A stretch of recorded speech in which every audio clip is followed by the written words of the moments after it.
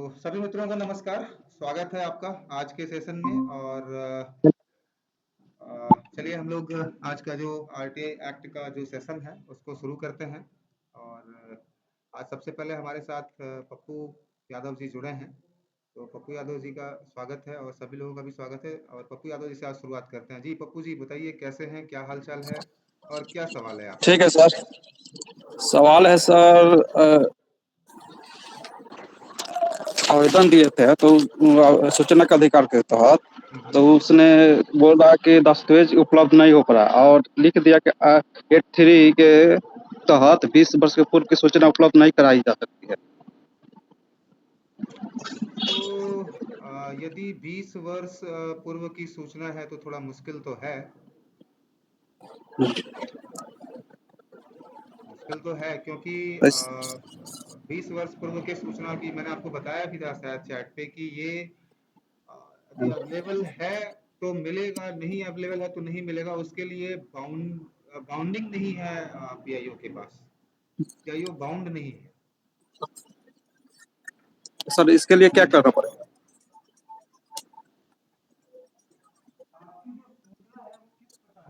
Nature क्या है उसका? दस्तावेज है सर। नहीं, दस्तावेज तो पता है मुझे कि दस्तावेज चाहिए आपको, मगर किस टाइप का हाँ, दस्तावेज है? रजिस्ट्री का, जमीन का। रजिस्ट्री के जमीन का? अच्छा, रजिस्ट्री के जमीन हाँ का हाँ तो किसी एंगल से आरटीआई एक्ट के तहत नहीं मिलेगा। 2 साल पहले का भी यदि आप ढूंढेंगे तो भी आरटीआई एक्ट के तहत नहीं मिलेगा सर। फिर तो आप गलत दिशा में ही जा रहे हैं। क्योंकि जिस हाँ। चीज का विधि विधान में पहले से बना हुआ है वो चीज आरटीआई एक्ट के दायरे में नहीं आता। रजिस्ट्री के पेपर्स निकालने के लिए तो पहले से ही नियम बने हुए हैं। आप जो रिकॉर्ड रूम होता है वहां पे जाकर के फीस जमा कर सकते हैं। फीस जमा करके और आप निकलवा सकते हैं। तो यह आरटीआई एक्ट सर के तो तो वही दायरे तो में सूचना आता का ही नहीं है। आईटी एक्ट के तहत सर मांगे थे तो वो लोग बोल रहा है कि सूचना उपलब्ध नहीं है अरे उसको अभी। पता भी नहीं है ना, उनको भी नहीं पता है। फिर इसका मतलब आरटीआई हाँ उनको भी नहीं पता, इसलिए उन्होंने आपको जवाब दे दिया। मैं उनकी जगह होता तो मैं सीधा कहता कि ये आरटीआई एक्ट में आता ही नहीं है। हाँ। यस, आपको उसके लिए अलग तरीका इस्तेमाल करना होगा। जो उसका विधि में विधान बना हुआ है आपको उसी के हिसाब से जाना पड़ेगा। सर तो क्या करना पड़ेगा? देखिए, मैं तो आरटीआई के विषय पे आपको कुछ भी राइट कर सकता हूँ, लेकिन यहाँ तक मेरा नॉलेज है, हर एक जिला में जो है एक हम्म, रिकॉर्ड डिपार्टमेंट होता है जमीन का, जहाँ पे जी भू सर्वेक्षण विभाग होता है कुछ इस टाइप से। तो वहां जा जी करके सर। जो है आप कुछ फीस जमा करनी होती है। फीस जमा करके आप निकल निकाल सकते हैं। तो सर वो लोग खोज नहीं पाते हैं लोग। आप फीस जमा करके आओ ना यार, फीस जमा करके आओ। उसके बाद यदि खोज नहीं पाएंगे तब ना उसके ऊपर आरटीआई लगाओगे कि मैंने तो फीस जमा किया, आपने क्या एक्शन लिया मुझे बताइए। क्या सर? क्या समझे? तब आप जमीन के कागज पे आरटीआई नहीं लगाओगे ना, तब तो आप इस पे लगाओगे कि मैंने जो फीस जमा किया था उसके ऊपर क्या एक्शन लिया गया, मुझे ये बताइए। पहले जमा जमीन, करना पड़ेगा सर। क्या चीज? दस्तावेज खोजने के लिए पहले पैसा जमा करना पड़ेगा। फीस तो जो होती, जो सरकारी फीस है वो तो जमा करनी पड़ेगी ना आपको। सर उसके लिए प्रोसेस क्या है?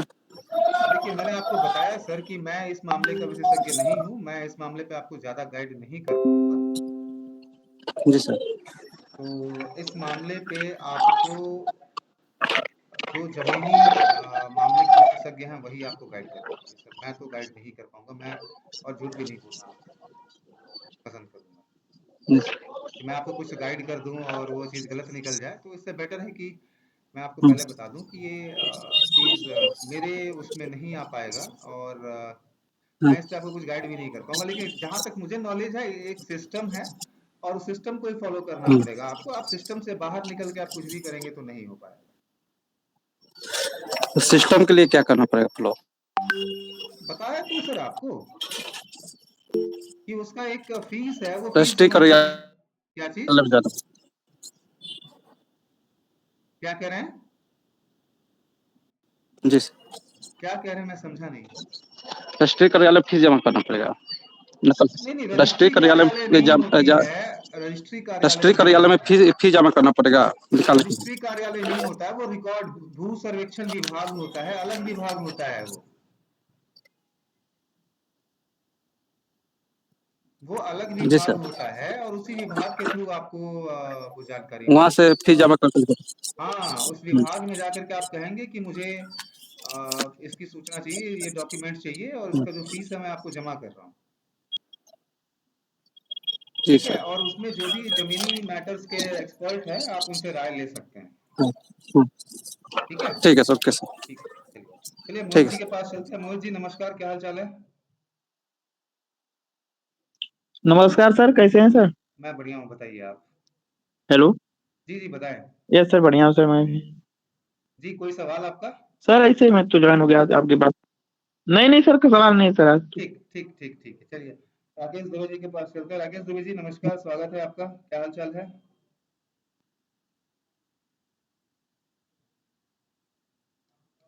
राकेश दुबे जी नमस्कार, क्या आपको मेरी आवाज पहुंच रही है? शायद कुछ इशू है। नमस्कार जी नमस्कार, बताएं। सर। कल सवेरे तो कोई काम हमने कहे नहीं। आवाज जी राकेश जी नमस्कार, बताइए। सर, आवाज आ रही है मेरी? जी जी आ रही है, बताइए। सर मैंने पीआईओ वो ग्राम पंचायत में जो आरटीआई लगाई थी, हाँ हाँ। उसमें सर जो पीआईओ ने जो जवाब भेजा है, कैलकुलेशन करके भेजा है कि 7,340 रुपए का आप राशि जमा करें, तो सर क्या उनका जो कैलकुलेशन जो हुआ है सर, वो मतलब एक प्रकार से कितना सही है सर, ये कैसे पता करें? देखिए इस कैलकुलेशन को पता करने का ऐसा कुछ भी सिस्टम नहीं है। इस पे आप बाद में शिकायत कर सकते हैं। आपने उनसे डॉक्यूमेंट्स तो मांगे थे ना, कैलकुलेशन का शीट तो मांगा था कि कैसे हुआ है। जी जी आपको उन्होंने बता भी दिया कि इस हिसाब से बना है ना? जी तो अभी तो आपको वो डॉक्यूमेंट देंगे, जी। जब आपको वो डॉक्यूमेंट लेकिन आपको सर फीस। उस जी जी बताएं।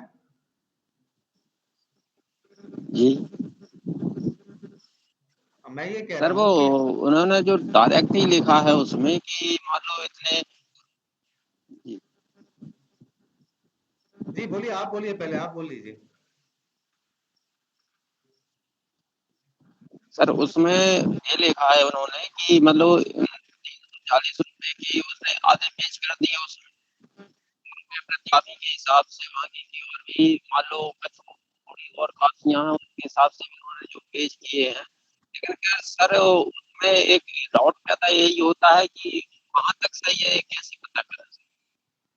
देखिए ये ऐसे हेलो। पता नहीं चलेगा, इसके लिए आपको, आपने उनसे कैलकुलेशन मांगी, उन्होंने आपको कैलकुलेशन दे दिया। अब जो नियमतः आपको वो पेमेंट करना चाहिए, पेमेंट करके वो डॉक्यूमेंट्स लेने चाहिए। और यदि डॉक्यूमेंट्स आपको लगता है कि आपके साथ धोखाधड़ी हुई है, आपको उन्होंने गलत डॉक्यूमेंट्स पकड़ा दिए हैं, ज्यादा पैसे लिए हैं, गलत पैसे लिए हैं, जिस डॉक्यूमेंट के नाम पर पैसे लिए वो डॉक्यूमेंट नहीं दिए, तो आप सेक्शन 18(1) के तहत आयोग में शिकायत कर सकते हैं। आप अपने पैसे की भी डिमांड कर सकते जी। हैं, और उसके ऊपर पेनल्टी की भी डिमांड कर सकते हैं।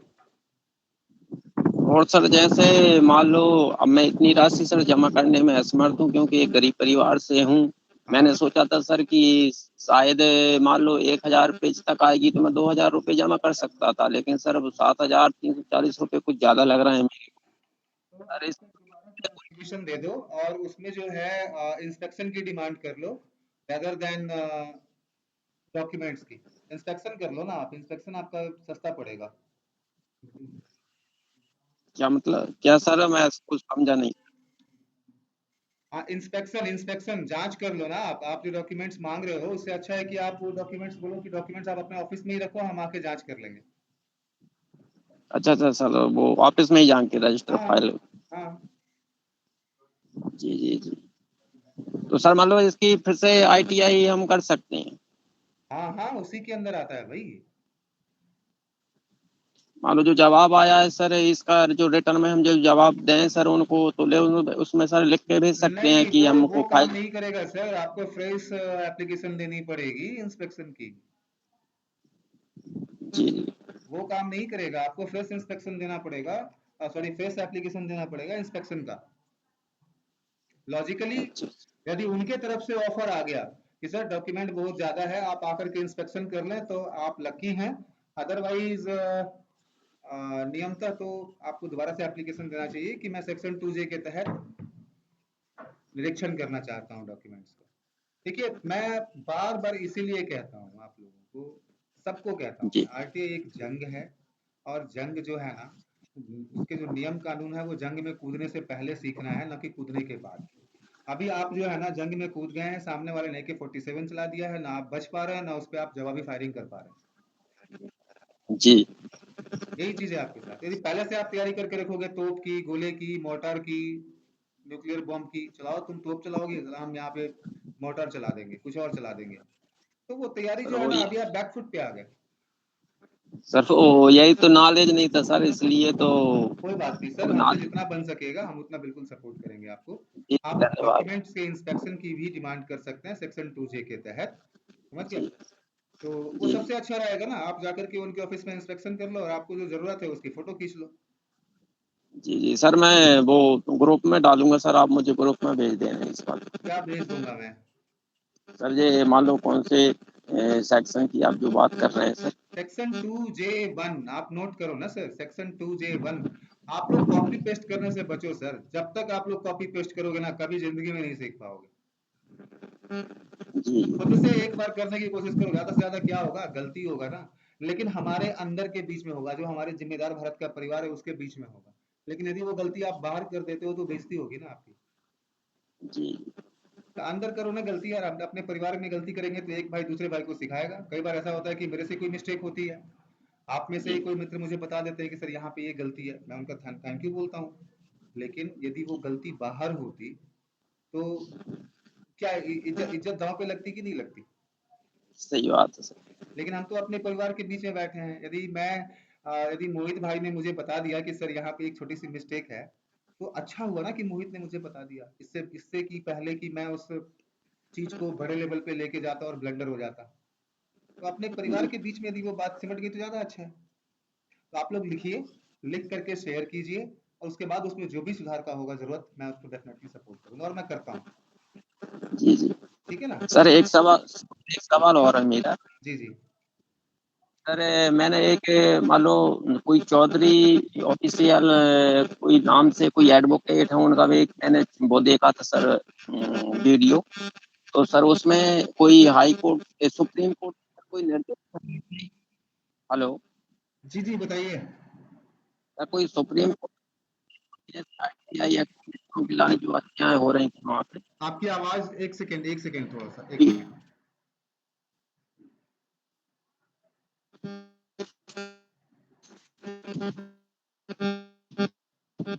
जी बताएं।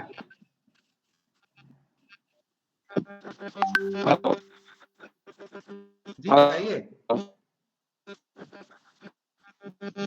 सर कोई ऑफिशियल नाम से कोई चैनल है, एडवोकेट है कोई।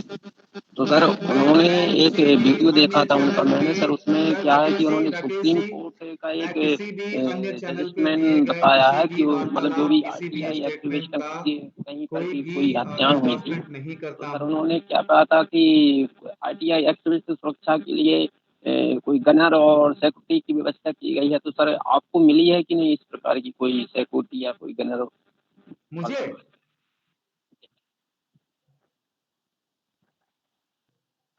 आप मुझे बात कर रहे हैं क्या मेरे लिए? की बात करते हैं सर, आपको कुछ इस प्रकार की कोई सुरक्षा या कोई गनर वाली कोई अरे लाइसेंस सर, वगैरह गन कुछ से मिला बड़ा है? कोई गन, मतलब कलम से बड़ी कोई गन नहीं है यार। नहीं नहीं सर, वो और तो इतना सही बात है आसान सर, नहीं लेकिन है, इतना आसान नहीं है सिक्योरिटी देना, और इतना आसान नहीं है किसी को शूट कर देना, इतना आसान भी नहीं है। ठीक है। मेरा जो लिखने का स्टाइल है या बात करने का स्टाइल है, मैं सबसे पहले तो वर्बल बात ही नहीं करता। तो वो प्रॉब्लम तब अराइज होती है जब आप वर्बली बात करते हैं, जब आप मौखिक रूप जी से बात करते हैं। मैं बात ही नहीं करता किसी से, चाहे वो वीडियो हो, चाहे वो डीएम हो, चाहे डीडीसी हो, चाहे कोई भी हो। यदि डीएम साहब को भी मुझसे बात करनी होती है तो वो आदेश पत्र जारी कर देते हैं कि सर उनके ऑफिस से आदेश पत्र निकलता है कि श्रीमान जितेंद्र कुमार जी, आपके द्वारा आवेदन प्राप्त हुआ है और इस सिलसिले में हम आपसे मुलाकात करना चाहते हैं, कृपया इतने तारीख को इतने बजे जो है डीएम ऑफिस पहुंचे।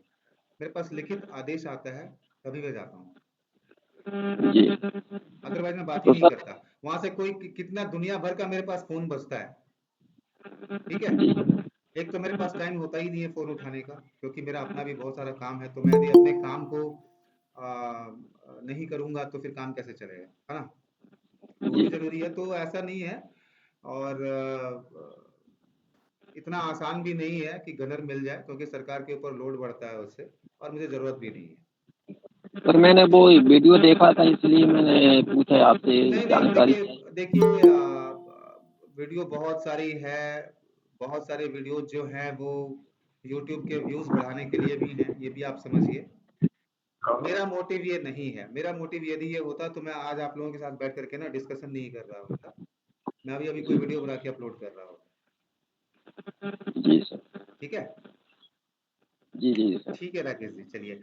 नीलेश मंडल जी हमारे साथ हैं। नीलेश जी, आपका स्वागत है। गुड इवनिंग, कैसे हैं?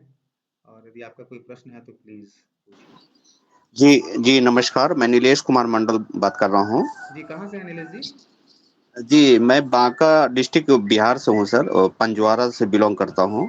जी अ, सर, मैं थोड़ा सा मैं एक प्रॉब्लम में फंस गया हूँ, तो उसके बारे में थोड़ा सा टेक्निकली और कुछ लेटर के संबंध में आपसे थोड़ी सी हेल्प चाहिए।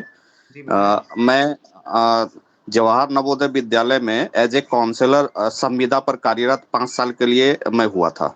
हम्म और उसमें प्रत्येक साल जो है रिन्यूअल का होने का उसमें सारा मैटर कंटेंट था। हम्म और उसमें क्या हुआ कि 3 साल जो है हमें रखा गया, और 3 साल के बाद क्या हुआ कि वो अचानक से एडवर्टाइजमेंट में अपना एजुकेशन क्वालिफिकेशन को जो है चेंज करके जो है वो हम्म सबको बाहर कर दिया गया। हम्म और बाहर करने के बाद फिर उन्हीं लोगों को फ्रेश वैकेंसी देकर जो है वो प्रत्येक साल के लिए वो टेम्पोररी बेस पे हायर कर लिए। हम्म तो इस कंडीशन में क्या हमारा क्या क्या क्वेश्चन बन सकता है कि मैं फिर से इस यानी हमारा री एंगेज हो सकता है क्या, यानी जो 5 साल का हमारा जो टेन्योर था उसमें हम बन सकते हैं आरटीआई के मदद से, देखिए हमारा कुछ इसमें सवाल बन पाते हैं डिपार्टमेंट। इसमें नीलेश जी, मुझे आरटीआई का इस्तेमाल कुछ खास नजर नहीं आ रहा है। ये एक लीगल मैटर है, ठीक है। जी। और आरटीआई जो है ना, जो आपने बोला ना कि तो क्वेश्चन क्या क्या एक्चुअली पूछ में सर, सकते हैं। जो एज ए काउंसलर जो स्कूल में सीबीएसई एफिलिएटेड स्कूल में जो भर्ती किए गए हैं, हम्म उनका मेन मोटो है बच्चों का इमोशनल वोकेशनल को मैनेजमेंट करना। हम्म ठीक है, तो कुछ साल पहले क्या हुआ था कि जितने आर्मी पब्लिक स्कूल हो गया, केंद्रीय विद्यालय हो गया, नवोदय विद्यालय के अंदर जो है बहुत सारे बच्चों का मिस हैपनिंग हुआ था। हाँ हाँ उसी के अकॉर्डिंग जो है एनसीईआरटी और जो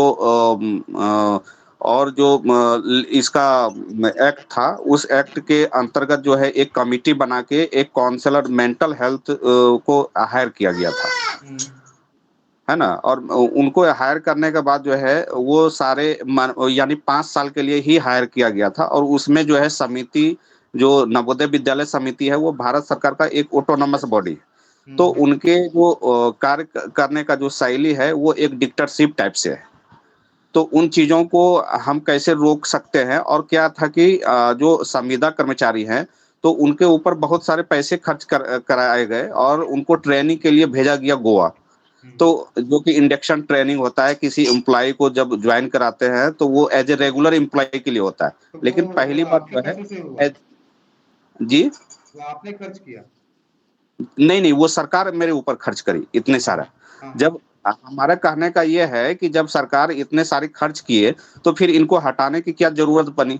जब इनको नहीं जरूरत थी तो फिर दूसरे लोग, फिर हम ही लोगों को फिर से वो रिन्यू करके कैसे ये इन्होंने किया? तो ऐसे कुछ क्वेश्चन है जो कि मैंने एक बार आरटीआई किया तो हमारा, मुझे लगता है मैं अपने आप में वो सेटिस्फाइड नहीं हो पाया, वो क्वेश्चन हमारा बन नहीं पाया, जो कि वो उधर से जवाब नहीं मिला वो। तो देखिए मैं चाहता हूँ कि थोड़ा-सा आप मेरे चीज़ों को थोड़ा-सा रिव्यू करें या थोड़ा-सा इसको अगर पढ़ के अगर कोई क्वेश्चन हमें दे बना के दे दें देखिए या आप मेरे जगह करके कुछ। नीलेश जी व्यक्तिगत रूप से तो ये संभव नहीं हो पाएगा, समय का अभाव है, पहले बता दे रहा हूँ। लेकिन फिर भी जो आपका सवाल है उसको मैं समझ गया हूँ। आप चाहते हैं कि मैं आपकी प्रॉब्लम को समझूँ और आपके जगह पे मैं क्वेश्चन बनाऊँ। जी। ये इम्पॉसिबल है। ये इम्पॉसिबल इसलिए है क्योंकि मुझे नहीं पता, आपने मुझे ब्रीफ बताया है 2 मिनट के अंदर में, लेकिन डिटेल में जब मैं जाऊँगा तो ऐसे सैकड़ों चीज़ें होंगी जो मुझे पता नहीं चलेंगी, जो मैं गेस नहीं कर पाऊँगा। तो क्या-क्या जानकारी चाहते हैं, क्या-क्या डॉक्यूमेंट्स चाहते हैं, ये तो आपको एक लिस्ट बनाना होगा। ठीक है, कि जी। ये यदि माँगेंगे, तो इसमें ये डॉक्यूमेंट मिल जाएगा, ये अधिसूचना मिल जाएगी, ये शासना आदेश मिल जाएगा, ये निर्देश मिल जाएगा, ये एग्रीमेंट मिल जाएगा। तो पहले उसकी एक लिस्ट बना लीजिए आप कि हमको क्या-क्या डॉक्यूमेंट चाहिए, जिससे मेरा काम थोड़ा आसान हो सकता है, लड़ सकते हैं। दूसरा, आप एक चीज़ मैं बता दे रहा हूँ कि यदि आप आरटीआई में आ रहे हैं, तो 2 चीज़ें आपके क्योंकि पास होनी। इसके इसके संबंध में सर हम लोग करीब 65 लोग ने कैट में एज ए केस भी कर रखा है। तो वो केस भी हमारा करीब 8 महीने से वो कंटिन्यू चल रहा है। तो एक्चुअली में क्या है कि वो अब वो लास्ट फेज पे ही है, लेकिन वो कोर्ट का जो एक प्रक्रिया है इतना स्लो है, जिसके कारण हम लोग जो है जीविकोपार्जन का जो है, जो लाइवलीहुड से जुड़े हुए हैं हम लोग, तो ये समस्या आ जा रही है ना? तो एक्चुअली में क्या है कि जो कोर्ट का हाई कोर्ट, सुप्रीम कोर्ट और कैट का बहुत सारे डिसीजन है संविदा पर, क्योंकि जो क्यारेलाल सिंह का है, सोनाली मिश्रा का है और कर्नाटका वर्सेस स्टेट गवर्नमेंट का है। इस तरह से बहुत सारे जजमेंट आया हुआ है। और ये हम लोग का तो जो केस का है तो बहुत सारे ऊपर, क्योंकि ये 6-8 महीने हो गया और ये डिस्पोज भी नहीं किया जा सकता है। तो हम लोग का जो इतना डिले हो रहा है, हम लोग चाहते हैं कि कुछ इससे और आउटपुट निकाल कर हम आरटीआई के द्वारा हम अपने एडवोकेट को वो दे दें, जिससे कि मुझे और जल्द से जल्द वो तो निकल पाए। आपके आपके एडवोकेट साहब ने इस पे कोई राय नहीं दी आपको? वो तो दिए हैं, वो एक्चुअली में कर रहे हैं कि अपने तरफ से जितना हो पाता है वो आप कीजिए, है नहीं, ना? आरटीआई और को लेकर के तो उन्होंने कुछ बताया होगा ना कि आप ये डॉक्यूमेंट्स मंगवा लो आरटीआई के थ्रू, या ये नहीं, डॉक्यूमेंट्स उनके मंगवा लो, या उनके ये पास एग्रीमेंट मंगवा लो। उनके पास जितना है वो सफिशिएंट है। वो बोल रहे हैं कि काफ़ी है, ये इनफ है मेरे लिए। क्योंकि आपका जो मैटर है वो लीगल मैटर में चला गया है, पहली चीज तो ये है। जी, दूसरी चीज ये है जी। कि आप यदि आरटीआई को समझते हो कि वो रॉकेट की स्पीड से काम करता है, तो शायद आप समझ गया ना। तो आरटीआई जो है ना वो भी बहुत कछुए की चाल से चलता है, लेकिन जी। कछुए की चाल भी यदि बरकरार रहे तो 1.5-2 साल में आपको सूचना मिल जाएगी, ये तो तय है। तो मुझे नहीं लगता अभी कि आप यदि कुछ भी आरटीआई के थ्रू अच्छा, करेंगे तो तो आपको कोई मुझे मदद मिलने वाली मुझे है। आप थोड़ा-सा ये आप बता दीजिए कि जो आरटीआई सूचना 2005 है और साक्ष्य अधिनियम जो वो 1900 कितना है? साक्ष्य 18 अधिनियम के बारे में 1978। मैं कुछ नहीं कह सकता सर, मेरी एक्सपर्टाइज उसमें नहीं है, ठीक है। हाँ। और वो जहाँ तक मेरी जानकारी है वो सिर्फ उन्हीं मामलों पे लागू होता है जो न्यायालय के अधीन है, ठीक है। और उसका इस्तेमाल जनरली वकील लोग करते हैं, जो आपके वकील करेंगे जब दूसरी पार्टी के पास कोई गवाह सबूत होगा तो उसको फेच करने के लिए। बाकी इस मैटर पे मैं सर आपकी ज़्यादा मदद नहीं कर पाऊंगा। जब साक्ष्य अधिनियम की बात आई, जब आरटी एक्ट की बात आएगी तो मैं आपको खुल के बात कर सकता हूँ, अपनी एक्सपर्टाइज आपके साथ शेयर कर सकता हूँ। नहीं, नहीं तो इसी के एक्ट के अंतर्गत जो कुछ क्वेश्चन वगैरह या आपके पास कुछ ऐसा होगा जो कि आरटीआई आप जो करते हैं, तो उनका कुछ फॉर्मेट वगैरह हो तो कुछ मुझे हेल्प मिल जाएगी। फॉर्मेट्स आप जो हमारी वेबसाइट है www.जिम्मेदारभारत.org से, वहाँ पे तरह तरह के फॉर्मेट्स रखे हैं, आप उसको डाउनलोड कर सकते हैं बिल्कुल। लेकिन क्वेश्चंस तो आपको खुद बनाने पड़ेंगे ना सर, आपके दिमाग में क्या वो चल रहा है। एक्चुअली में क्या है कि जो क्वेश्चन है मैंने जहां तक समझ पाया कि इसमें कुछ आरटीआई एक्ट के अंतर्गत कुछ क्वेश्चन जो बनते हैं, उसमें जैसे क्यों, क्या, कैसे, इन सारे क्वेश्चन, इस तरह के जो प्रश्न होते हैं आप उनका मुझे जवाब वो नहीं मिलता क्वेश्चन है। बताओ जो आप क्यों, क्या, कैसे से पूछना चाहते हो। हाँ। आप तो बताओ, ये सब आप क्या पूछना, क्यों के, मतलब क्वेश्चन बताओ ना कि आप क्या पूछना क्या चाहते हो। मेरा पूछना ये है कि जो हमें 5 साल का जो टेन्योर रखा गया था, उस टेन्योर के बीच में जो है कितने ऐसे लोगों को ट्रेंड वाले को आपने छोड़ दिया और कितने ऐसे लोगों को फिर रखा गया, ये और तो आपको उनसे मिल आपको जाएगा, क्या फायदा? ये मिल जाएगा, इसमें क्यों है ही नहीं। कितने हैं, कितने तो नंबर्स में आते हैं, ये आपको मिल जाएंगे। नेक्स्ट। अच्छा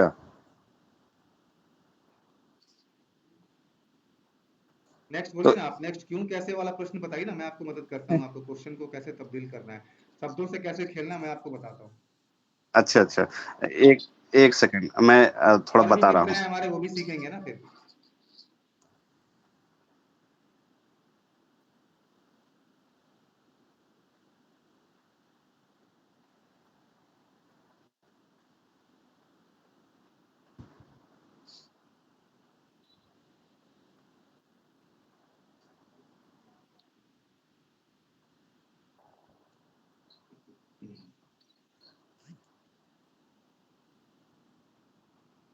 जी हाँ जी, हेलो। जी जी बताएं। हाँ, जैसे एक क्वेश्चन ये है कि उपरोक्त काउंसलर स्कूल प्रशासन को अगर प्रार्थना पत्र देने के बावजूद अनुभव प्रमाण पत्र नहीं निर्गत करती है, तो नवोदय विद्यालय समिति, शिक्षा मंत्रालय, स्कूल शिक्षा और साक्षरता विभाग, भारत सरकार इस संदर्भ में प्राचार्य महोदय या कार्यालय अधीक्षक जवाहर नवोदय विद्यालय भागलपुर के खिलाफ क्या कार्रवाई किए जाने की व्यवस्था है? कृपया इस संदर्भ में नियमों, नीति निर्देशों की प्रतियां उपलब्ध कराएं। क्या तो इसका सर, आंसर हाँ हाँ, इसका आंसर मिल सकता है? ऐसे आप ये इसमें क्वेश्चन थोड़ा सा ठीक है मेरा? बदलाव कर दीजिए ना, आप इसमें थोड़ा सा बदलाव कर दीजिए। देखिए आप, मैं आपको एक चीज बताता हूँ नीलेश जी, मैं हर एक मीटिंग में कहता हूँ, दिशा महत्वपूर्ण है या गति? आप बताएं, दिशा ज्यादा महत्वपूर्ण है या गति? ये तो कंफ्यूज हो रहे हैं सर इसमें। सर दिशा ज्यादा महत्वपूर्ण है या गति? गति क्या होती है? स्पीड। दिशा क्या है? डायरेक्शन। व्हाट इज मोर जी, इम्पोर्टेंट, दिशा। डायरेक्शन और स्पीड? जी, क्या इम्पोर्टेंट, क्या है बताइए ना। गति। गति ज्यादा महत्वपूर्ण है, दिशा कोई भी हो चलेगी, पूरब जाना है पश्चिम चले जाए मंजूर है, लेकिन स्पीड में जाएंगे, जी, है ना? जी। क्या कह रहे हैं सर नीलेश जी? नहीं गति, सर, दिशा जरूरी है ना। दिशा जरूरी है, दिशा सही होनी चाहिए आपके मंजिल की। गति आपकी कम हो या ज्यादा हो, कम होगी तो भी चलेगा, आप आज नहीं तो कल मंजिल पे पहुंच जाओगे। आपकी अच्छा, स्पीड कितनी भी ज्यादा हो, यदि आपकी दिशा गड़बड़ है तो आप कभी मंजिल पे पहुंच पाओगे? अच्छा यही तो ये वर्ड को मैं समझ नहीं पा रहा था इसलिए। आप समझ में आ गया ना आपको? आप मुझे बताओ कि यदि आपकी दिशा में 1 डिग्री का भी फर्क हो और आपकी तो वो स्पीड जो है, आप 100 की मुझे जगह 200 की स्पीड में चलोगे, आप पहुंच जाओगे? नहीं, बिल्कुल नहीं पहुंचूंगा। वो उद्देश्य एग्जैक्टली गोल वही ही नहीं चीज, हो पाएगा। वही चीज है कि आपने प्रधानाध्यापक को आवेदन दिया, क्या आपके पास उसकी रिसीविंग है? जी है। ठीक। अब आप उसके ऊपर एक आरटीआई कर देते हैं कि सर मैंने जो आपको एम्प्लॉयमेंट सर्टिफिकेट या एक्सपीरियंस सर्टिफिकेट के लिए आपको लेटर दिया था, उस पर आज तक क्या कार्रवाई हुई है, उसकी दैनिक प्रगति रिपोर्ट की एक कॉपी प्रदान करें। नहीं तो आप जैसे वो प्रधानाचार्य ही उसमें इन्वॉल्व है, तो उनके ऊपर तो एक्शन उसके बड़े अधिकारी करेंगे ना। अरे सर आप पहले सूचना तो मांगो ना। आप तो जी, ये देखिए, आप सारे क्वेश्चंस को मिक्स मत कीजिए। पहला क्वेश्चन लीजिए, आपको एक्सपीरियंस लेटर चाहिए, जी, आपने एक्सपीरियंस लेटर के लिए एप्लीकेशन दिया, जी। आपको एक्सपीरियंस लेटर मिला, नहीं। आप एक आरटीआई डाल दीजिए कि सर मैंने जो इतने तारीख को इतने इस विषय से संबंधित एक आवेदन दिया था, उस आवेदन पे क्या कार्रवाई हुई है, उसकी दैनिक प्रगति रिपोर्ट की एक प्रति मुझे संलग्न करें। खत्म। आपने क्वेश्चन पूछा? नहीं पूछा ना? नहीं, अभी तक नहीं पूछा आपने है। जो आवेदन दिया है उसके ऊपर जो पर डेली का प्रोग्रेस रिपोर्ट है उसकी कॉपी मांगी है। अब वो प्रधानाध्यापक क्या लिख के देगा कि मैंने नहीं बनाया है इसके ऊपर? वो अपनी ही कलम से अपने ही अगेंस्ट में लिख के देगा आपको? कभी नहीं देगा। तो वो क्या करेगा? वो आपको एक्सपीरियंस सर्टिफिकेट दे देगा। Problem solve. अच्छा। जी, जी। मैं, आप स्पीड कितनी भी कर लो उससे कोई फर्क नहीं पड़ता है सर, स्पीड से कोई फर्क नहीं, आपका डायरेक्शन सही होना चाहिए। अच्छा, अच्छा। ठीक उसी तरीके से आपने उसमें आपने अभी बोला था कि जो नियमावली के हिसाब से उन लोगों को हटाया गया, तो क्यों हटाया गया, उसके ये दीजिए वो दीजिए। आप सिंपली पूछिए ना सर कि जिस शासन आदेश और निर्देश को ध्यान में रखते हुए जो जवाहर नवोदय विद्यालय से जो क्या बोलते हैं उसको, निविदा, संविदा। संविदा पर जितने भी कर्मचारी कार्यरत थे, उन लोगों को क्यों उसको क्या बोलते हैं उसको, इंग्लिश में बोलते हैं उसको कट ऑफ, ले ऑफ किया गया, इंग्लिश में क्या बोलेंगे, निकाला गया। ठीक है। तो जी। उसके शासनादेश की प्रति प्रदान करें। क्यों हटाया गया, क्या मतलब है? देखिए, शासन आदेश यदि आएगा तो उसमें क्यों आएगा ही ना, क्यों लिखिए ही जी मत ना, क्यों, क्या, कैसे, ये लिखिए ही मत। कितने जो है वो नंबर से आ गया, कितने लोगों जी को मिला, तो 100 लोगों को मिला। 100 एक फिगर है, जी लेकिन कैसे हुआ? तो कैसे का मतलब हो गया कि आप मुझसे ओपिनियन मांग रहे हैं, और ओपिनियन जो है वो आरटीआई के डेफिनेशन में नहीं आता। अच्छा, नंबर में हम ये सवाल कर सकते हैं। हाँ, बिल्कुल कर सकते हैं। नंबर्स तो आप मांग ही सकते हैं कि जितने लोगों को हटाया गया उनकी सूची प्रदान करें। सूची मांग लीजिए ठीक। ना, क्या जी जी दिक्कत है? सूची प्रदान करें और साथ में ये भी लिखे कि वो किस विद्यालय में कार्यरत थे। जी। लेकिन आप यहीं पे ये मांगोगे कि उनके मोबाइल नंबर दिए जाए, तो वो नहीं मिलेगा। हम्म। वो नहीं मिलेगा क्योंकि वो थर्ड पार्टी डाटा है, जी जी। और वो मिलना भी नहीं चाहिए। यदि मैं हम्म। वहां पे हूं तो मैं तो नहीं चाहूंगा कि मेरा नंबर किसी के पास जाए। हम्म। समझ में आ रहा है आपको कुछ कुछ? जी जी बिल्कुल। सिस्टम को सिस्टम के दायरे में रह के ही यूज किया जा सकता है। मैं हम्म। बिहार में रह के दिल्ली के बदलने की बात नहीं सोच सकता।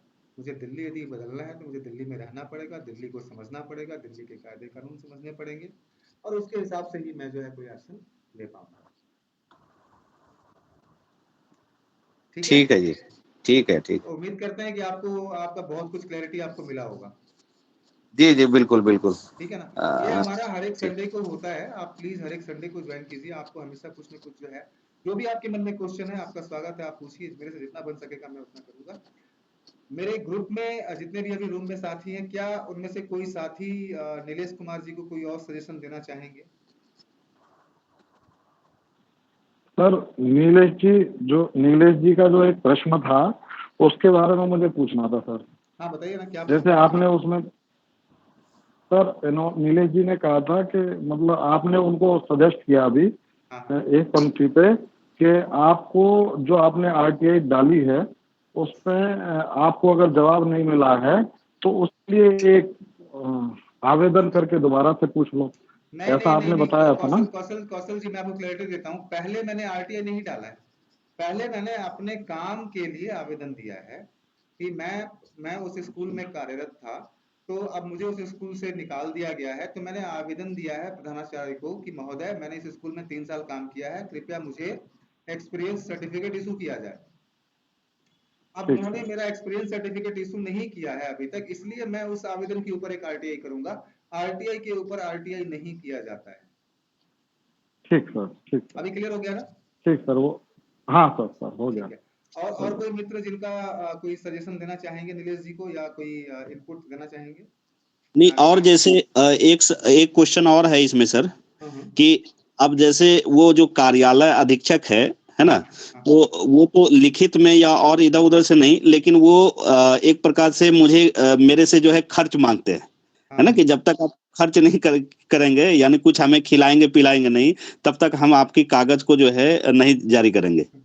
सत्य है तो नीलेश जी, तो लेकिन सबूत इसके कहाँ है? लिए जो है, अगर कोई वर्बली इस तरह से भ्रष्टाचार कर रहा है, तो हम उनके ऊपर किस तरह से कार्रवाई कर सकते हैं इसके मैं ऊपर आपको एक आरटीआई लाइन में? में इसका आंसर देता हूँ। कार्रवाई हमेशा सबूत पे होती है, और आप जो कह रहे हैं वो सत्य है, मगर सबूत कहाँ है?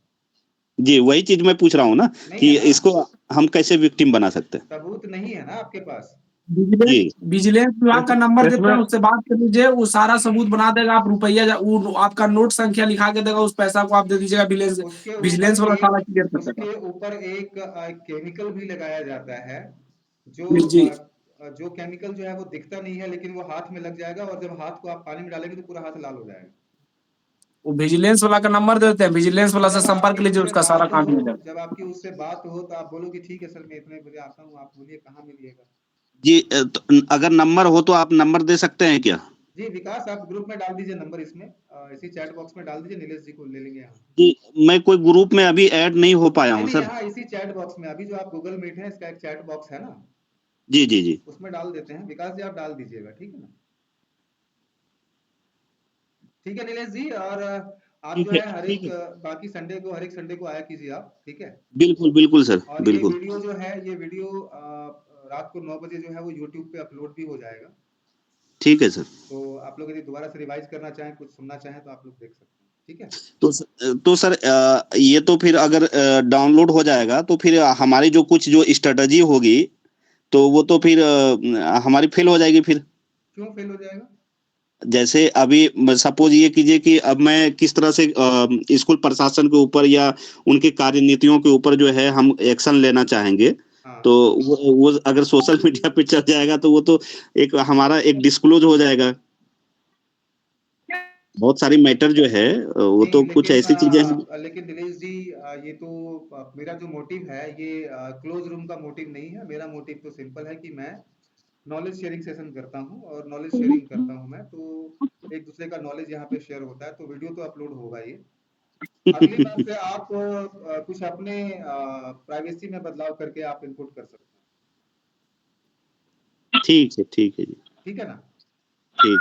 ठीक है, चलिए चलते हैं विकास के पास। विकास जी, क्या हाल चाल है?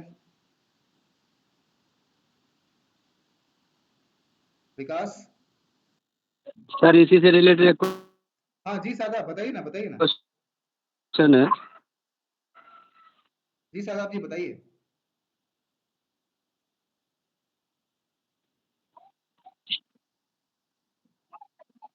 हेलो। सर इसी से रिलेटेड क्वेश्चन पूछना हाँ जी चाहते बताइए। हैं।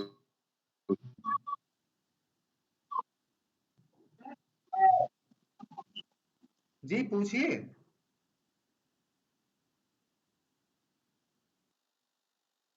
हेलो। शादाब जी तक शायद मेरी बात नहीं पहुंच पा रही है, या शायद कुछ नेटवर्क का इशू है। आलोक शर्मा के पास चलते हैं। आलोक जी नमस्कार, क्या हाल चाल है? नमस्कार सर, बढ़िया हूँ। बढ़िया है, बताइए क्या सवाल है आपका? सर सवाल तो बस जनरली है। मैंने का आरटीआई का द्वितीय सेकंड अभी किया है, तो उसका कुछ जब वो वहाँ आयोग में पहुंचती है तो उसका कुछ इन्फॉर्मेशन मिलता है हमें कि हमारी अपील सबमिट हुई या नहीं। डेढ़ तो देखिए, आप उसका डाक का जो है ना ट्रैकिंग पोस्टल ऑर्डर में वो indiapost.gov.in पे डाल करके ट्रैक कर लो, उसमें चेक करो डिलीवर हुआ कि नहीं। यदि डिलीवर हो गया तो वो आपके पास सबूत है कि आपका एप्लीकेशन वहां पहुंच गया है। हाँ सर, डिलीवर हो गया है, वो मैंने ठीक है, चेक किया तो था। अब उसमें आपको इंतजार करना पड़ेगा। कौन से राज्य की बात कर रहे हैं आप? UP sir. तो वेट करो यार, फिर तो अभी काफी टाइम लगेगा उसमें। कभी 3 महीने में, 4 महीने में, 6 महीने में भी हो जाता है, कभी साल भी लग जाते हैं। लेकिन जनरली ओके आपको सर, डेढ़। 1.5 से 2 महीना पहले जो है चिट्ठी आ जाएगी कि आपका आवेदन का सुनवाई जो है उस तारीख को होगा और इतने बजे होगा, तो पर्सनली प्रेजेंट रहने के लिए आपको कहा जाएगा। तो डेढ़ हाँ से दो सर, महीना मैंने पहले। प्रेजेंट होने के लिए बोला है। क्या चीज? मैंने एप्लीकेशन में पर्सनली प्रेजेंट रहने के लिए लिखा है। मैं हाँ पर्सनली हाँ, प्रेजेंट वो हो जाऊंगा उसके आयोग में। लिखने न लिखने से कोई फर्क नहीं पड़ता, आपको होना ही पड़ेगा। आजकल कुछ जगह पे जो है वो वीडियो कॉन्फ्रेंसिंग की सुविधा भी हो रही है, तो वो भी हो जाता है। जी सर, थैंक यू सर। ठीक है, चलिए मोहित जी हैंड रेज कर रहे हैं, कुछ सवाल है क्या? सर इन्हीं आलोक जी का सवाल था एक, तो उसी में थोड़ा सा मुझे वो करना था। हाँ बताइए ना। हेलो। जी जी जी, बताइए। जैसे कि सर आलोक जी ने पूछा था। जी हाँ, कि आलोक जी ने जैसे पूछा था कि अभी जैसे वहां पे अगर डिलीवर हो गया हो एप्लीकेशन सेकेंड अपील, तो सर वो 2 महीने कंफर्मेशन से ये भी तो होता है कि एक्सेप्ट किए या नहीं किए, तो इनका पता कैसे चलेगा इस चीज का? सर ये वो उनकी डिलीवर तो हो गया लेकिन नहीं एक्सेप्ट। नहीं नहीं नहीं, ये उनकी रिस्पॉन्सिबिलिटी है। एक्सेप्टेंस होगा तो भी आपके पास सूचना आएगी, रिजेक्ट होगा तो भी आपके पास सूचना आएगी। ये है कि ये आप सूचना कतार कितने में, दिन का? आप कतार में हैं सर। मोहित जी आप समझिए, आप क्यों में हैं, आप कतार में हैं। आपकी अच्छा। कैपेसिटी काम करने की है 20 प्रतिदिन। आपके पास डेली 200 जी जी फाइल आ रहे हैं। जी 6 महीने बाद क्या होगा? समझ रहे हैं सर, कितने वो तो केस बढ़ पेंडिंग जाएगा हो फिर। जाएंगे? यदि यूपी की मैं बात करूं तो अभी लगभग 25 से 30 हजार केस के बीच में केस पेंडिंग है। अच्छा अच्छा। तो अभी यदि कोई डालेंगे आरटीआई आवेदन, सेकंड अपील या शिकायत, तो वो 25 हजार के बाद ही तो नंबर आएगा ना उसका। जी हाँ हाँ, वो तो है। अब एक दिन में एक, मान लीजिए कि वो 10 आयुक्त हैं वहां पे और 10-10 केस का निपटारा कर रहे हैं, तो 100 केस निपट रहे हैं। केस पेंडिंग है 25 हजार। जी। समय तो लगेगा। अच्छा, तो सर इसका इन्फॉर्मेशन कितने दिन में मिलेगा? आपका एक्सेप्टेंस का जब केस इन्फॉर्मेशन? खुलेगा ना, तो उसके 1.5 से 2 महीना पहले आपके पास चिट्ठी आ जाएगी कि आपका केस इतने तारीख को खुल रहा है। अच्छा अच्छा, हाँ जी, पर आएगी जरूर। ठीक है सर, ठीक है, धन्यवाद सर। ठीक है, चलिए विकास जी हैंड रेज किया। विकास कुछ क्वेश्चन है? Yes sir. जी बताइए। सर बता रहा हूँ कि जो पहले आरटीआई अपील किए हैं हाँ हाँ उसके बाद मेरे 8 दिन होने वाले हैं हाँ। और अभी तक उस ऑफिस से कोई इन्फॉर्मेशन नहीं है। किस चीज का इंफॉर्मेशन? वही मनरेगा में जो किए है ना सर, तो आज 8 डेज हो गया, 8 डेज। हाँ, तो अभी तक वो इन्फॉर्मेशन मतलब वो उनसे हमको नोटिस वोटिस नहीं किया है। तो पिछले बार भी हम एक बार किए थे तो नहीं मुझे दिया था। पिछली तो बार इसके तो लिए आपको नहीं पता था कि क्या करना है, इस बार तो पता है ना क्या करना है। वो नहीं मिलेगा आपको, मैं बता दे रहा हूँ, अभी भी बता दे रहा हूँ कि आपको नहीं भेजेगा वो। क्यों सर? क्योंकि ना भेजना भी उसका एक जवाब है। अच्छा अभी मैं आपको उदाहरण से समझाता हूँ, आप लोग सारे सुनिएगा बड़ा ध्यान से। यदि मुझे नहीं पता है कि मेरे आरटीआई एप्लीकेशन का जवाब नहीं आए तो क्या करना है, तो पीआईओ ने यदि मुझे जवाब नहीं दिया तो मैं उसका क्या कर लूंगा? कुछ नहीं, क्योंकि मुझे पता ही नहीं कि आगे क्या करना है। और 100 में से 95 लोगों को नहीं पता है कि यदि आरटीआई का जवाब नहीं आया तो क्या करना है। तो 95 केस तो सॉल्व हो गए ना पीआईओ के, जी बिना मेहनत के सॉल्व हो गए ना, उसको कुछ नहीं करना पड़ा। अब बच जी गए 5 केस। वो 5 केस क्या करेगा? प्रथम अपील करेगा। जी प्रथम अपील में दे देंगे जी और उसको सूचना भी, उसका टाइम भी बढ़ गया 45 दिन का, 30 दिन का बढ़ गया ना। जी और जी तो ये उसका एक रामबाण है, AK-47 है, जवाब ना देना। नहीं देते हैं जवाब। जिसको पता होगा कानून का वही तो आएगा ना। तो 100 में से 95 लोगों को तो पता ही नहीं है, अच्छा तो नहीं गए। अब 5 लोगों को पता है, 5 लोगों ने अपील कर दिया या शिकायत कर दी, तो 5 लोगों को सूचना दे देगा वो। तो 95 काम तो उसका ऐसे ही काम हो गया ना, बिना काम किए उसका केस सोल्व हो गया। अच्छा ये अब समझे आप? कैलकुलेशन समझ गए ना कि आप क्या करना चाहता हूँ मैं? जी जी जी। पहले पता ही नहीं था आपको, अब आपको पता है कि क्या करना है। अब आपको वो जवाब ना दे तो आप उसको कटघरे में खड़ा कर सकते हो। तो आप प्रथम अपील का प्रोसेस बता दीजिएगा सर।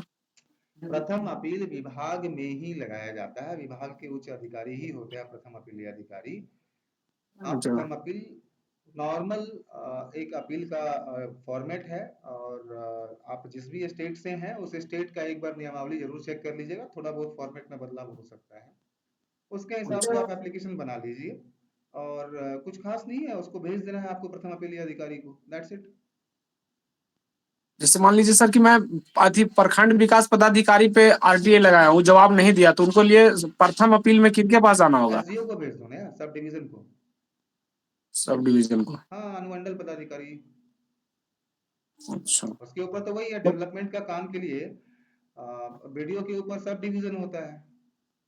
तो वो भी तो वैसे बाई पोस्ट भेजना होगा सर?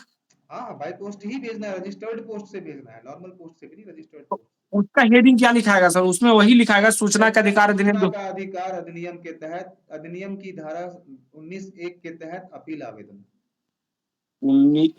धारा 19(1) हाँ, के तहत अपील आवेदन। अपील फॉर्मेट इसका आवेदन। अवेलेबल है वेबसाइट से, आप डाउनलोड कर लीजिएगा। नहीं है सर, हम खोजे हैं। क्या बात कर रहे हो यार, उसमें प्रथम अपील लिखा हुआ है या फर्स्ट अपील 1911 करके होगा, डेफिनेटली है उसमें। ऐसा हो ही नहीं सकता कि ना हो। कितने लोग डाउनलोड करते हैं? देखते हैं। नहीं मिलेगा तो तो ये आप तो मुझे बता देना, मैं भिजवा दूंगा। ठीक है। 30 दिन के बाद ही नहीं कर सकते सर प्रथम अपील? हाँ, 30 दिन के बाद नहीं। यदि आपको जवाब नहीं मिलता है ना, जी तो मेरी बात मानो कि आप क्या करो। जी आप सेक्शन 18(1) सुबह पढ़ा था ना, सेक्शन 18(1) आज। जी सेक्शन 18(8) पढ़ा था मैं। सेक्शन 18(1) के तहत सीधा आयोग में शिकायत कर दो। अच्छा, इसका शिकायत में क्या हेडिंग रहेगा? क्या किनको भेजेंगे, किस पता ये पे? सूचना आयुक्त को जाएगा, आयोग में। अच्छा इसका भी सूचना। फॉर्मेट अवेलेबल है। अच्छा सीधा शिकायत कर दो। और फिर से क्लियर कर रहा हूं, शिकायत में सूचना नहीं मिलती है, शिकायत में शिकायत पर एक्शन होता है। और फिर जी एक दूसरी आरटीआई जो है ना, कुछ दिनों बाद, जी। अपने नाम से मत लगाना, किसी और के नाम से लगाना। अच्छा ठीक है। अभी मैं आपको इसका भी कॉन्सेप्ट समझाता हूँ, थोड़ा समझिएगा कॉन्सेप्ट क्या है। जी कॉन्सेप्ट ये है कि दूध का जला छाछ फूक फूक के पीता है। जी तो दूध से जलाओगे तब ना।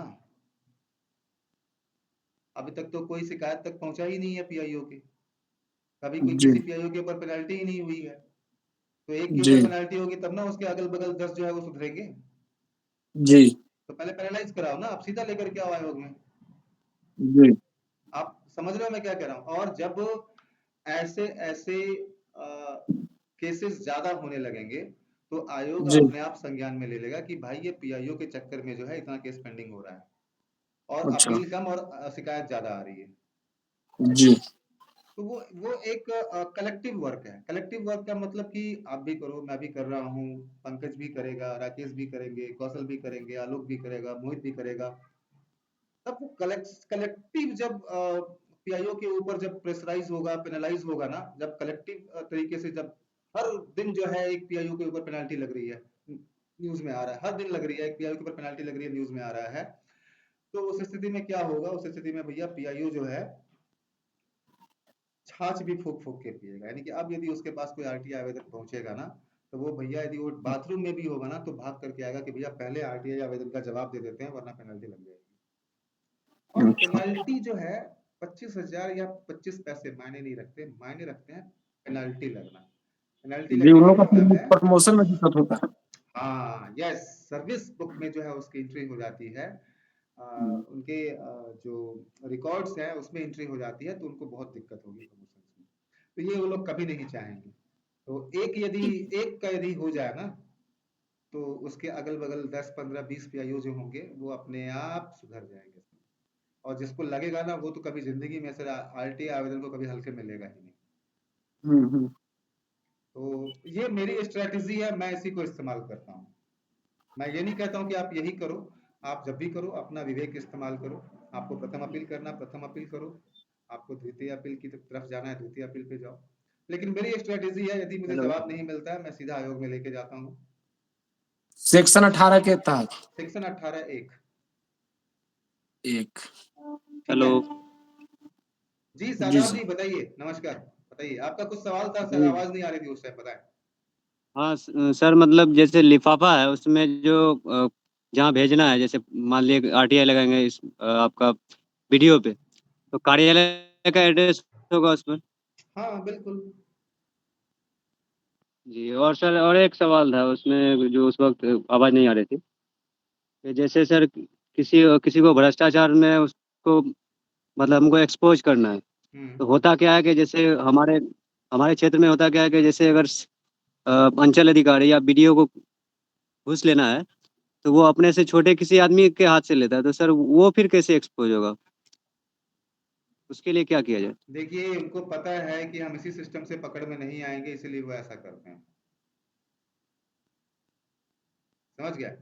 आप जैसे विजिलेंस, अभी जी जो जी। विकास ने बताया था बहुत अच्छा सिस्टम बताया था, आप विजिलेंस को इन्फॉर्म कर सकते हैं इसके लिए। विजिलेंस जो है तो वो कोई भी विजिलेंस में आदमी, हाँ सर, हाँ उसमें है कि मान लीजिए पकड़ाएगा तो वो छोटा अधिकारी पकड़ाएगा, वो तो फिर बड़ा तो फिर ऐसे ही बच जाएगा फिर। नहीं नहीं, ऐसा नहीं होता है। उसमें नियम क्या है, पहले मैं जिसको थोड़ा मैं करीबी से देखा हूँ एक घटना को। जैसे आप सूचना कीजिएगा, ठीक है, सूचना करने के बाद आप वहां पे विजिलेंस वाले कांटेक्ट करते हैं, तो आपके बुलाकर एक आपके बयान लिया जाएगा। विजिलेंस वाला जो किसी को पता नहीं, वो रोड में, रास्ते में, पेड़ में, किसी भी, वो यूनिफॉर्म में भी नहीं रहेगा, यूनिफॉर्म भी चेंज हो जाता है। आप बयान दे दिए कि सर उसके तहत ये पैसा लेने आएगा, उसके बीच में अब वो अपने दिमाग से आपको कोडिंग बता देंगे कि ऐसे ऐसे बोलना है या ऐसे ऐसे करना है। वो आदमी आपके साथ रहेगा, ठीक है। आप मान लीजिए उनसे आप बात करने गए, तो बोल सर आप, अच्छा अच्छा। मैं इकट्ठा कर लिया हूँ पैसा, मुझे, जैसे मान लीजिए कि वो दरोगा का बात हुआ था, तो दरोगा साहब से जाके हम लोग बात किए, वो विजिलेंस एसपी था। वो बोला कि ये कौन है, तो ये मौसेरा भाई है, वो एसपी थे विजिलेंस में, एक कुर्ता पगड़ी बांधे हुए। जी। वो बोला कि सर बात उत हो गई है, जो आप आइए दे दीजिए। दरोगा पैसा बोला हाँ। ठीक है दे दीजिए, पान गुमटी में पैसा दिया गया, एक बंडल दिया, वो अच्छा। गुमटी वाला रख लिया। बाकी उसको फिर बोला कि नहीं सर पैसे की बात है, आपको पैसा को मिला लीजिए। आप बात को समझते हम्म। जाइएगा। अब उसका जी। पता नहीं कि पूरा रिकॉर्डिंग हो रहा है सिस्टम, बाकी पूरे सिस्टम लगा हुआ था। बोलोरो में बैठा हुआ था वो, अच्छा। जैसी नोट को गिनना स्टार्ट किया, पहला तो गुमटी वाला को पकड़ा, गुमटी वाला के, और इस तरह आप वो मामला कर रहा है तो उसके तरह तुरंत उसका घर में रेड मार दिया। और इसके तरह से उससे पूछा कि तुम किसके कहने पर पैसा लेते हो, तो थाना का कहने पे पैसा लेते हैं। तो वो सब काम विजिलेंस वाले बहुत अच्छा से जानते हैं, पर है कि आप अच्छा। देखिए कि करना क्या चाहते हैं तब। आपको बैक हाँ। फुट पे नहीं आना है, पहले आपको चीज बता दे रहे हैं। यदि आपने एक बार कदम बढ़ाया तो आपको आगे बढ़ना है। ये आप फिर नहीं, डर अभी जाइएगा ऐसे कि सिर्फ हम नॉलेज ले रहे हैं, अभी हाँ, किसी को आप नौकरी पे चलिएगा, वो अभी कोई जाए। काम नहीं स्टार्ट किया। हेलो। हाँ विकास जी, लेकिन इसका उल्टा भी तो पड़ सकता है कभी कभी।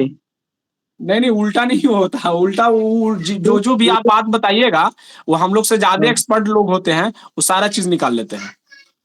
जैसे ये थे कि एक दिल्ली की केस था, सुनने में आया था, अभी कुछ साल पहले की बात है, दिल्ली का। विकास जी कुछ तो बोल उसमें रहे क्या थे, था हाँ, नौकरी अगर किसी हमारे लिए खतरा में रहेगा तो वो भी कुछ कर सकता है, यही बोलना चाह रहे हैं ना?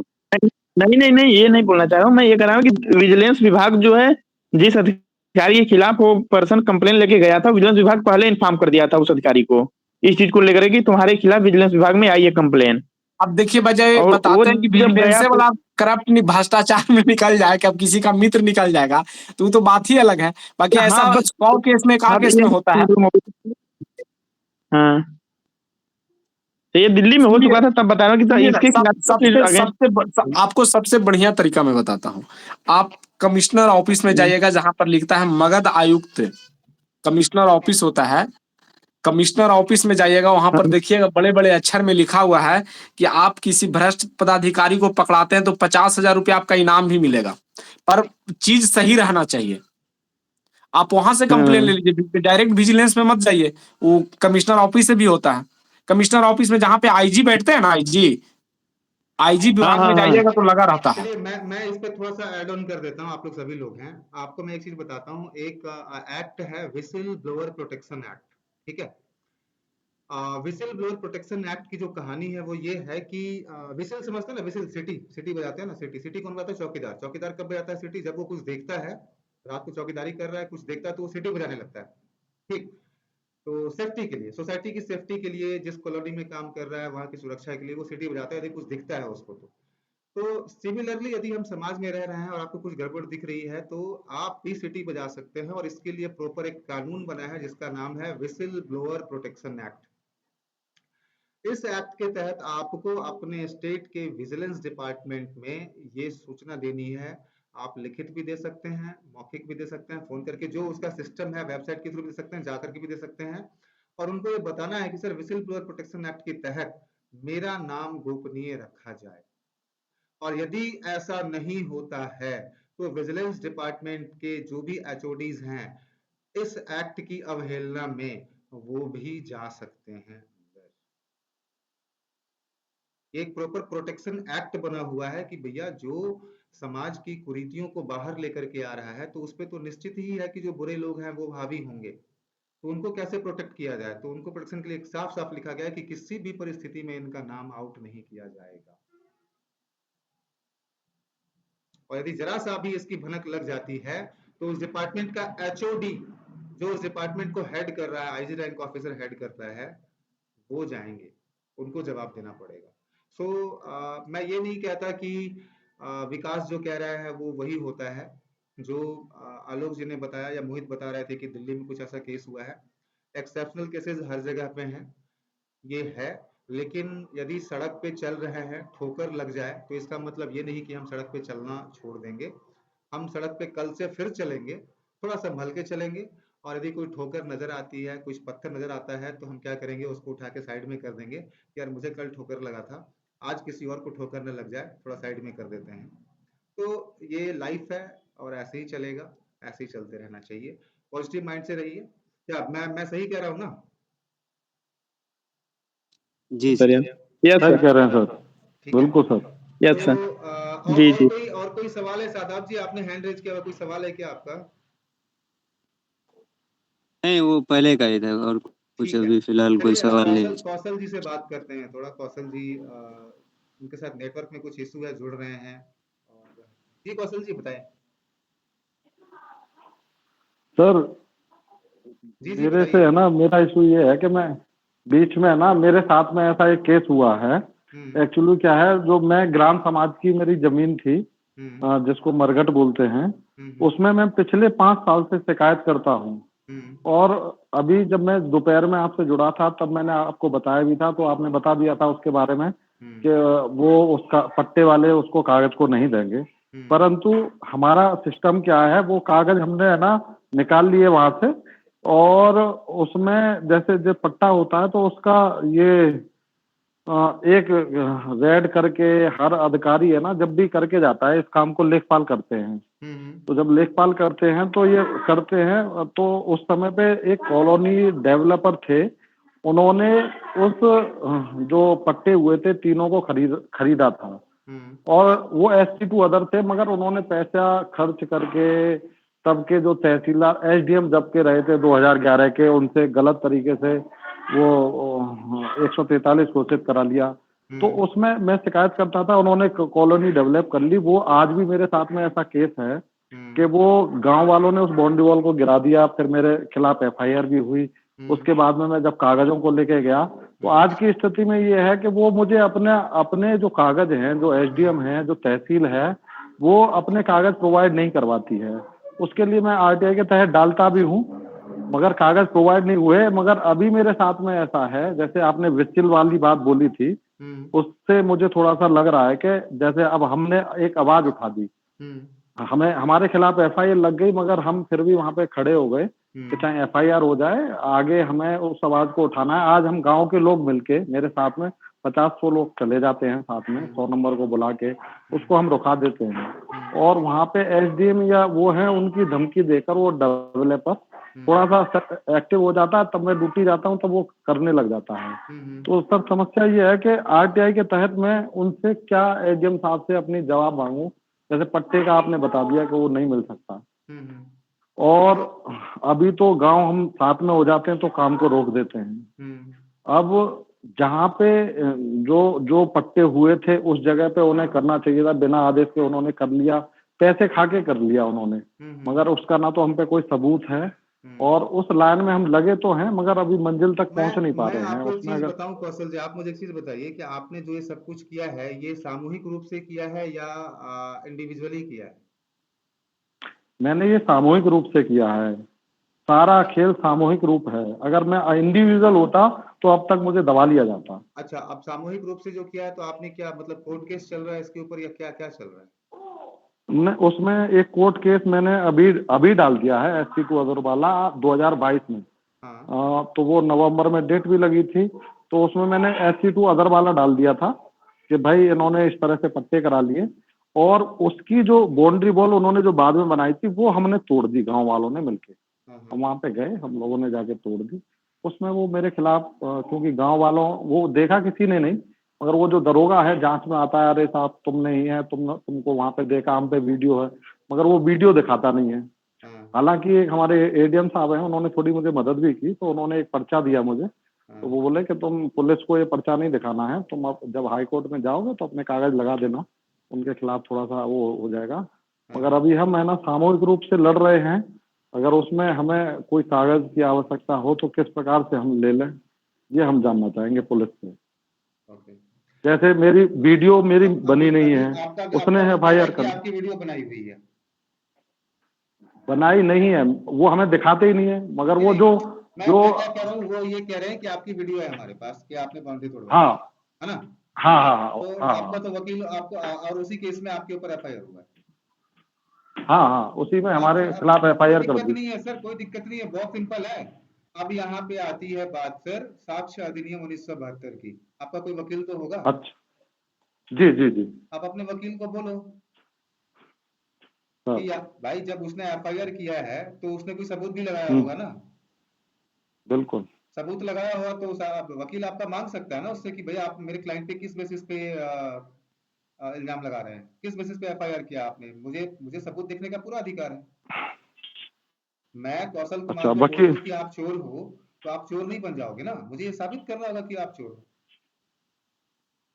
सर ऐसा है ना सर, वो 90 दिन होने वाले हैं, वो चार्जशीट देने के लिए धमकी देता है, यहाँ आता है गांव में।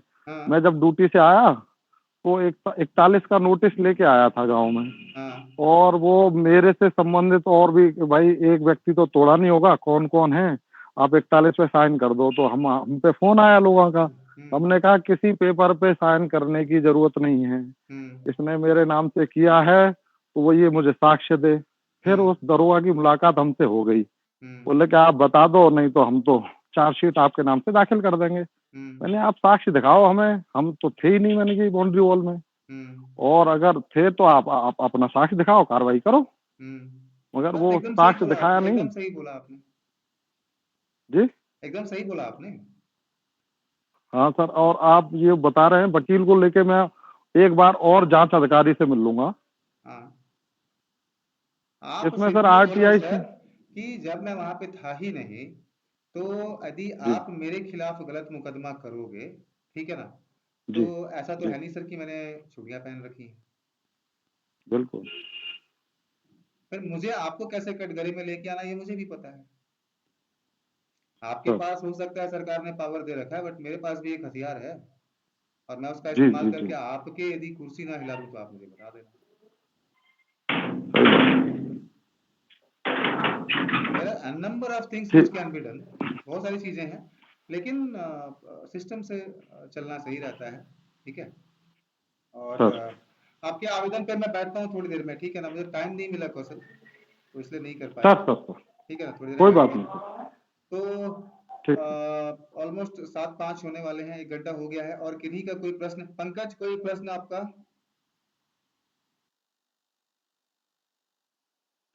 हाँ, नमस्कार सर। हाँ नमस्कार, कोई सर?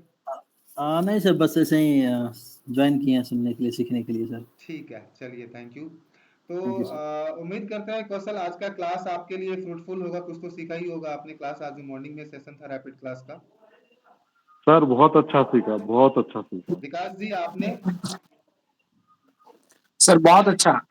चलिए बढ़िया है। अभी का जो सेशन है इसका भी सर रिव्यू। आपसे पर्सनली मुझे कुछ कंटेंट भेजना हो, या फिर ड्राफ्टिंग करके आवेदन एप्लीकेशन को ड्राफ्टिंग करके आपसे चेक करवाना हो, तो कैसे? आप ग्रुप में डालो ना यार, फेसबुक पे डाल दो या टेलीग्राम पे डाल दो। पर्सनली मैसेज मैं इसलिए नहीं चेक करता हूँ, मैं सही बता रहा हूँ।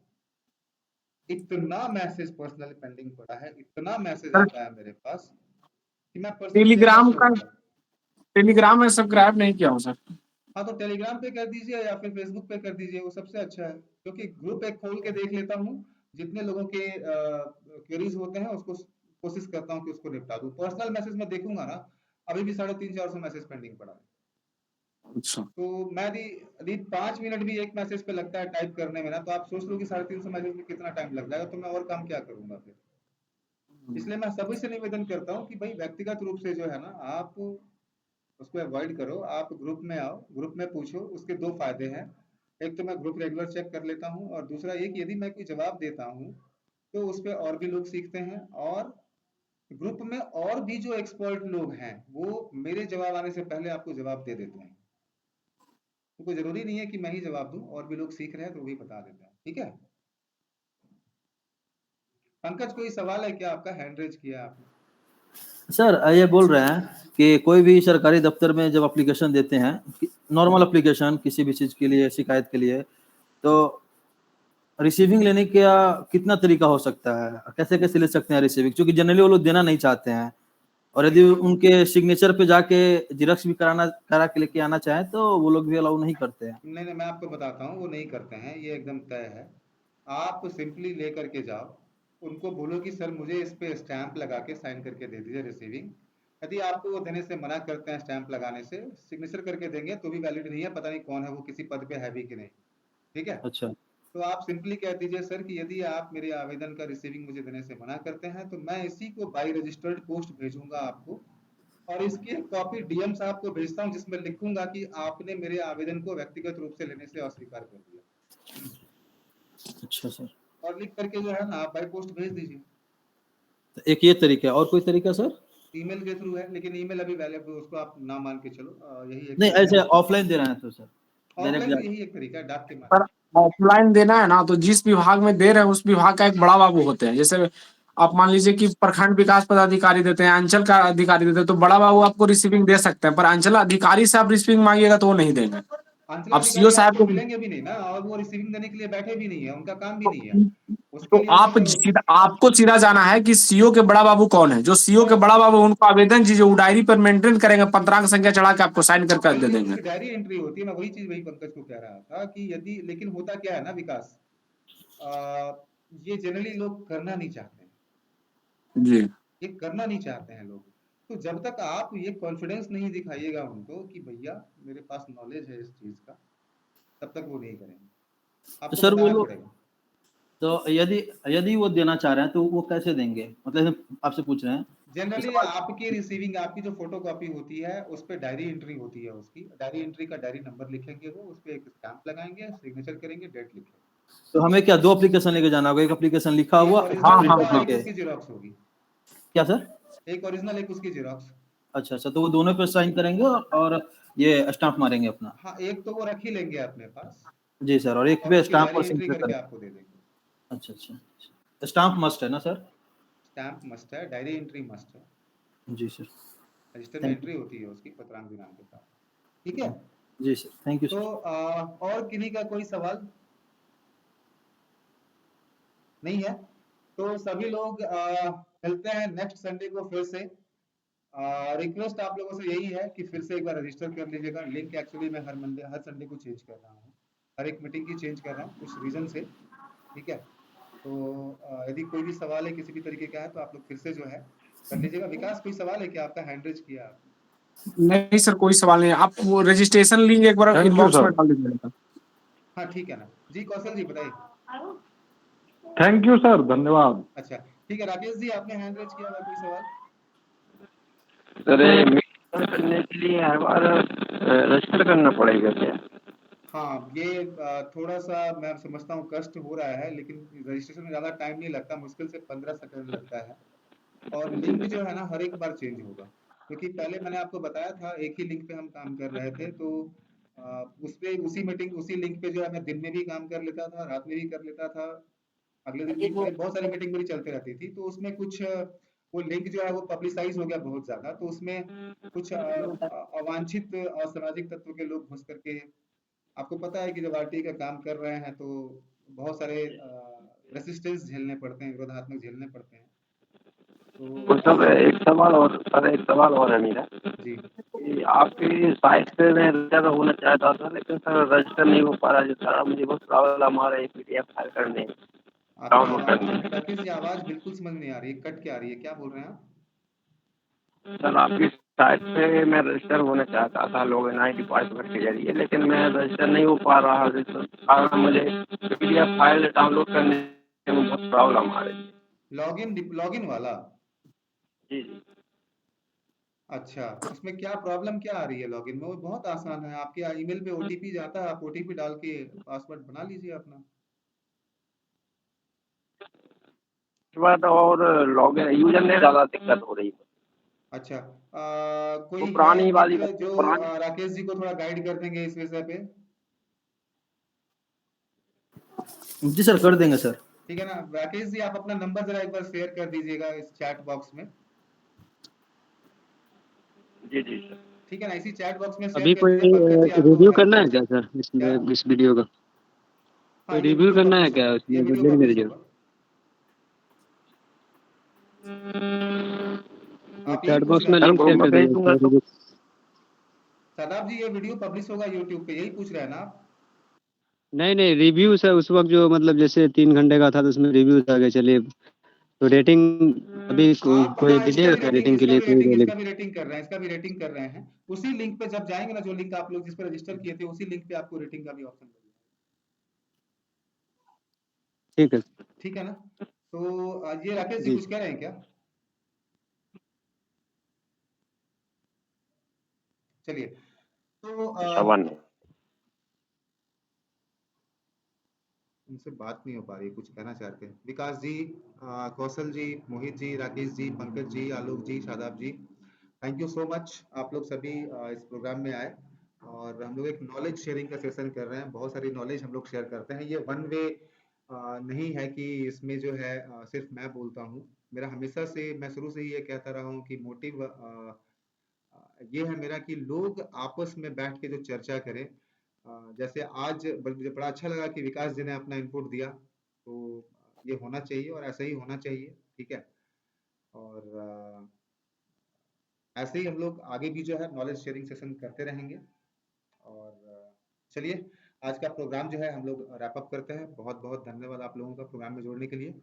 सभी लोग अपने अपने माइक्स और वीडियो ऑन कर लीजिए। Thank you sir. सभी लोग अपने अपने माइक और वीडियो ऑन कर लीजिए। जय हिंद के साथ हम लोग प्रोग्राम का समापन करेंगे। वीडियोस यदि पॉसिबल है तो ऑन कर लीजिए सभी लोग, ठीक है। Pankaj ji sir. Video on कर लो यार। कर लेते हैं। नींद में थे क्या? चलो नहीं सर। जय हिंद, जय हिंद, जय हिंद सर। जय हिंद सर। नमस्कार सर। जय हिंद सर। नमस्कार भाई, सबके लिए नमस्कार। नमस्कार नमस्कार। नमस्कार सर, नमस्कार।